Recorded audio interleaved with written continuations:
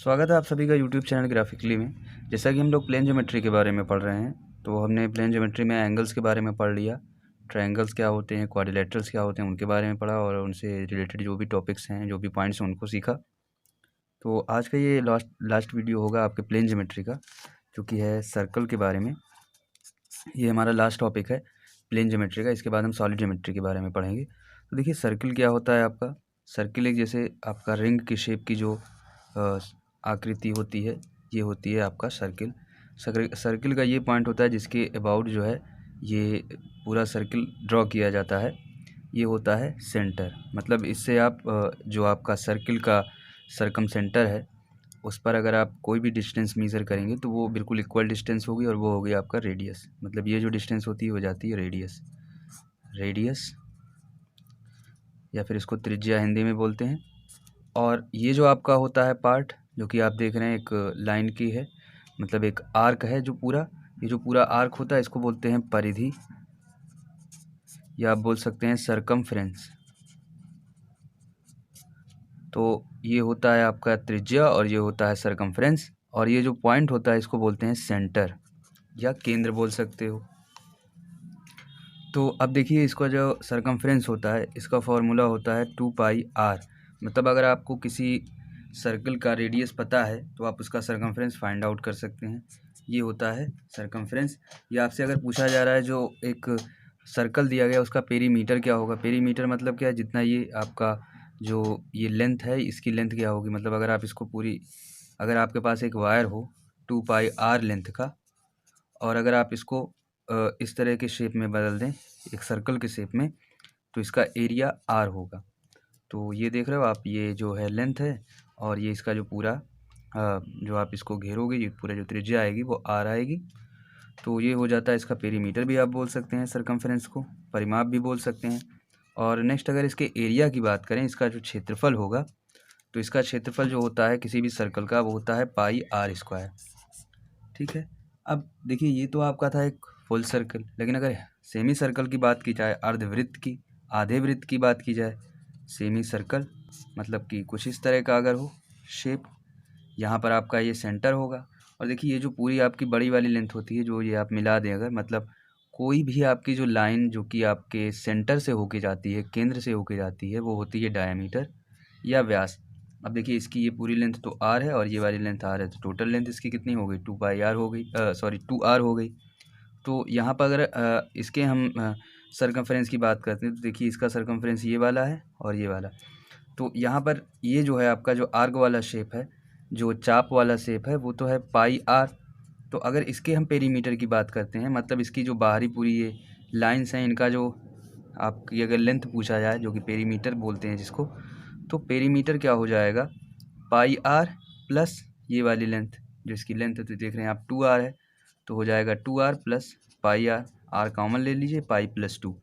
तो अर्धवृत्त जो semi circle, उसका अगर परिमाप की बात करें, पेरीमीटर की बात करें, तो वो होता है r और इंटू में π+2। और इसका जो एरिया होता है ये होता है πr² पूरे का होता है, तो आधे का πr²/2। ये हो गया एरिया। तो ये तो देखिए आपका था एक फुल सर्कल, ये सेमी सर्कल। लेकिन अगर कोई सेक्टर ऑफ सर्कल की बात की जाए, मतलब कुछ इस तरह का एरिया हो कि ये आपका रेडियस दिया गया हो और ये भी रेडियस हो और ये कुछ इस तरह का, मतलब ये पार्ट है एक सर्किल का। जैसे आप इतने पार्ट की बात करें, इसका हमें वैल्यू फाइंड आउट करनी है एरिया की या इसके आर्क की, तो कैसे करेंगे, तो इसको समझते हैं। ये देखिए, मान लीजिए आपका ये पूरा जो एंगल होता है, अगर किसी भी सर्कल की बात करें आप, ये जो पूरा एंगल होता है ये होता है 360 डिग्री का। ठीक है। तो 360 डिग्री के जो पूरे सर्कल की आप बात करें, तो ये सरकमफ्रेंस कितना होता है, 2πr होता है। तो अगर 1 डिग्री की बात की जाए, 1 डिग्री का जो आपका एंगल बनेगा, मतलब मान लीजिए ये आपका 1 डिग्री का एंगल बन रहा है, तो ये 1 डिग्री का जो एंगल बनेगा ये कितना होगा, 2πr/360 होगा।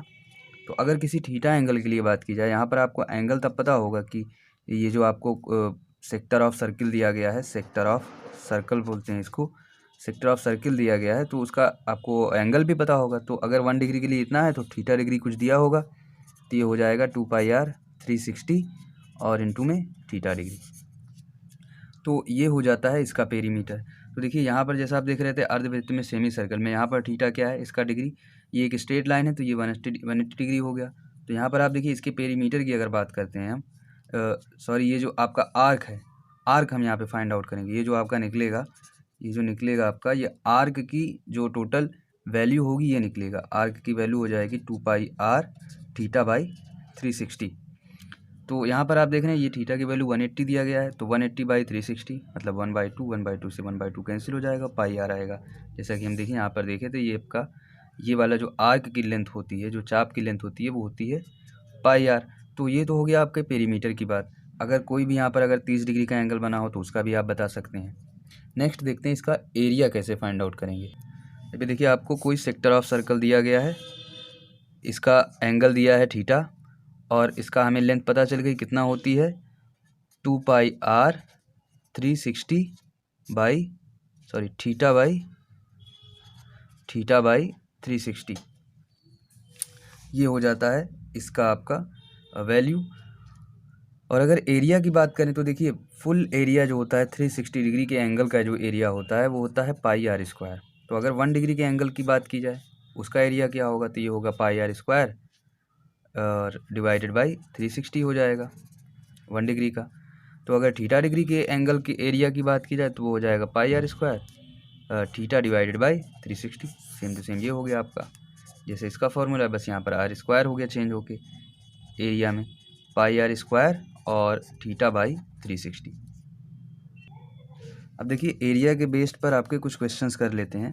क्वेश्चन है जैसे ये आपको दिया गया है, एक स्क्वायर है, इसका जो साइड का लेंथ है वो है 12 यूनिट है। देखिए तो इसके हर साइड की लेंथ जो होगी वो 12 यूनिट होगी। और यहाँ पर कुछ इस तरह का शेप बनाया गया है, और इसकी आप अगर रेडियस देखें तो सबकी रेडियस जो है बराबर है। ये पूरा जो आर्क बन रहा है इसकी रेडियस बराबर है। तो आपको पता है ये जो एंगल होता है आपके स्क्वायर का वो 90 डिग्री होता है। इसका जो एंगल होता है ये होता है 90 डिग्री, ये वाला। और ये एक आर्क के शेप का बन रहा है, मतलब कि जैसे मान लीजिए आप इस तरह का एक क्वार्टर टाइप का सर्किल बन रहा है। इसी को आप अगर देखिए 4 बार लिख दीजिए, ये आपका दूसरा हो गया क्वार्टर, ये आपका मान लीजिए तीसरा क्वार्टर है, और ये चौथा क्वार्टर है। तो अगर इन सभी को मिला दें आप तो एक सर्कल बनेगा। और यही हमसे पूछा गया है कि ये जो एरिया होगा ये क्या होगा। तो यहाँ पर आप देखिए ये इसका जो इसके जो रेडियस की वैल्यू हो जाएगी वो कितना हो जाएगी, 6 हो जाएगी। मतलब इसका जो रेडियस है वो है 6, और पूरा जो आपको एरिया होगा वो होगा स्क्वायर का एरिया, स्क्वायर्स एरिया। और इसमें से अगर एक पूरे सर्किल का एरिया माइनस कर दें, सर्किल्स एरिया, तो ये आ जाएगा आपका शेडेड पोर्शन का एरिया। ठीक है, स्क्वायर का एरिया आपको पता है कितना होता है, साइड का स्क्वायर मतलब 12 का स्क्वायर। और सर्किल का एरिया भी आपको पता है वो कितना होगा। यहाँ पर इस सर्किल की रेडियस पता चल गई 6 है। तो अगर किसी भी सर्किल की रेडियस 6 है तो उसका एरिया कितना होता है, पाई इंटू आर स्क्वायर की वैल्यू 6²। तो यहाँ से आप देखिए 6² कॉमन है दोनों तरफ, तो ये 6² कॉमन ले लीजिए। यहाँ पर आ जाएगा 4 माइनस पाई, मतलब हो गया 36, और इंटू में हो जाएगा आपका 4 माइनस पाई। नेक्स्ट क्वेश्चन है आपका। क्वेश्चन में देखिए यहाँ पर 2 सर्कल्स हैं जो कि टच कर रहे हैं, और ये इसका सेंटर है, और इन्हीं के जिस सेंटर से जाता हुआ ये एक तीसरा सर्कल है। और हमें जो ये आपका पोर्शन बच रहा है, ये वाला पोर्शन जो बच रहा है इसका एरिया बताना है। और इन सभी की रेडियस सेम है। जैसे आप अगर ये वाला जो बीच वाला सर्कल है इसकी भी रेडियस देखें, इसकी भी रेडियस आर है, इस वाले रेडियस सर्कल की भी रेडियस आर है, इसकी भी रेडियस आर है। तो देखिए इसको कैसे फाइंड आउट करेंगे। अब देखिए अगर हम इस पॉइंट को मिला दें, ये इसको इसका सेंटर है और ये भी इसका सेंटर है, इनको हमने मिला दिया। अब देखिए अगर हम यहाँ से यहाँ वाली कोई लाइन मिला दें तो ये भी इसका रेडियस ही होगी, क्योंकि यहाँ पर आप देख रहे हो ये सर्किल है और ये इसका पॉइंट है, ये इसका रेडियस, और ये लाइन जो आपने मिलाई थी और ये दूसरे पे जो आपने मिलाई है। सेम एज अगर इस लाइन से आप यहाँ तक की पॉइंट की मतलब मिला दो तो ये भी आपका रेडियस हो गया, ये भी रेडियस, और ये जो बीच वाली है आपकी डिस्टेंस। तो यहाँ पर देखिए इसको कुछ इस तरह से समझते हैं, जैसे यहाँ पर आपका एक सर्किल ये था, एक सर्किल ये है, एक सर्किल का सेंटर यहाँ पर, एक सर्किल का सेंटर यहाँ पर है। तो ये वाली भी आपकी रेडियस हो गई जो लाइन जा रही है, और ये वाली भी लाइन जा रही है, और ये भी देखें आप तो ये भी लाइन ही सेम है। मतलब ये जो आपका ट्रायंगल बना, ये भी आर, ये भी आर, ये भी आर, तो ये तीनों की जो आप देख रहे हैं साइड सेम है, तो ये एक तरह का क्या बन गया, इक्विलेटरल ट्रायंगल बन गया। मतलब ये वाली जो आपकी होगी ये 60 डिग्री, ये भी आपका 60 डिग्री, ये 60 डिग्री, ये 60 डिग्री, तो तीनों हो गए आपके इक्विलेटरल ट्रायंगल। सेम एज़ यहाँ पर भी बन जाएगा, सेम एज़ आपका यहाँ पर भी बन जाएगा, और सेम आपका यहाँ पर भी बन जाएगा। अब देखिए हमें निकालना तो है केवल इस एरिया को, तो इसके लिए क्या करेंगे, यहाँ पर इसको सही से थोड़ा सा बना लिया जाए। अगर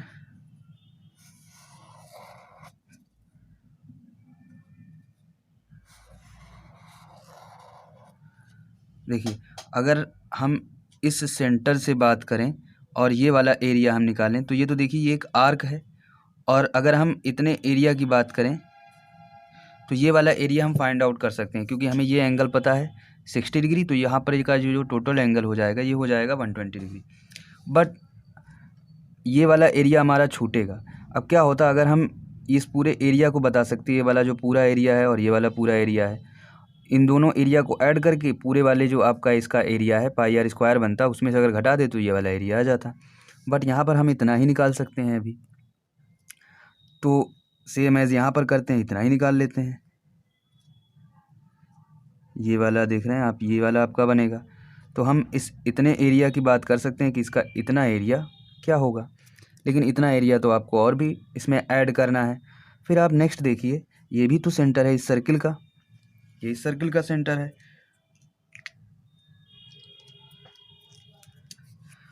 और अगर हम इतना एरिया निकाल लें, क्योंकि ये भी ये वाला देखिए, ये वाला जो एरिया है अगर हम इतना एरिया भी निकाल लें, ये भी आपका 120 डिग्री हो जाएगा।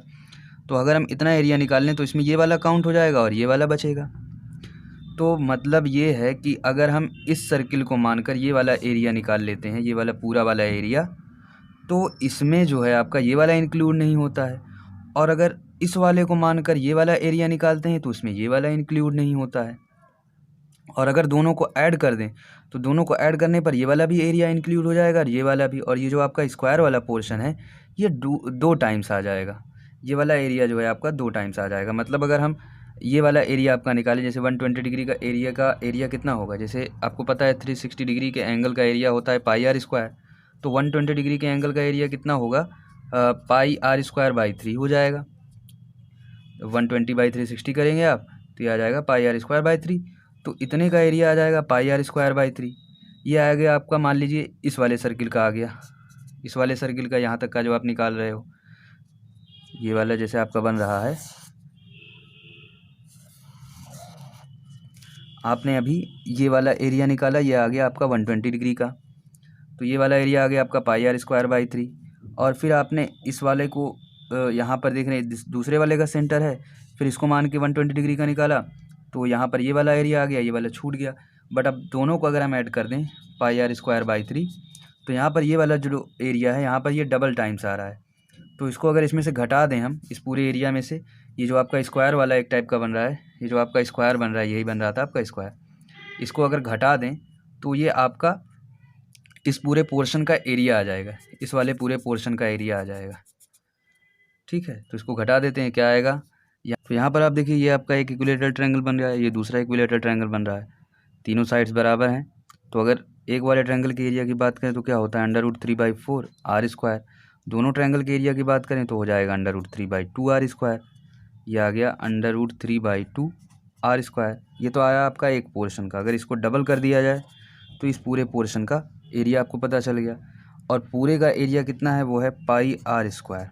ये आ गया आपका, ये वाला जो शेडेड पोर्शन जो आपको निकालना था, फाइंड आउट करना था, ये आ गया आपको। तो इसको कैलकुलेट कर लेते हैं।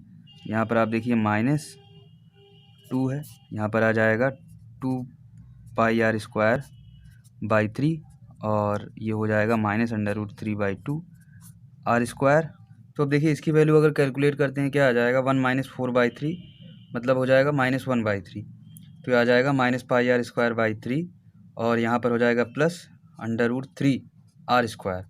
तो यहाँ से आप r² जो है कॉमन ले लो, √3 - π/3 ये आ जाएगा आपका इस शेडेड पोर्शन का एरिया। तो आई थिंक आपको समझ में आ गया होगा क्या होता है सर्किल, उसका एरिया, पेरीमीटर कैसे निकालते हैं, और हमने क्वेश्चन भी किए इस पे बेस्ड। तो आज का ये वीडियो एंड करते हैं और इसके नेक्स्ट वीडियो में पढ़ेंगे सर्कल से ही रिलेटेड डिफरेंट टॉपिक्स को।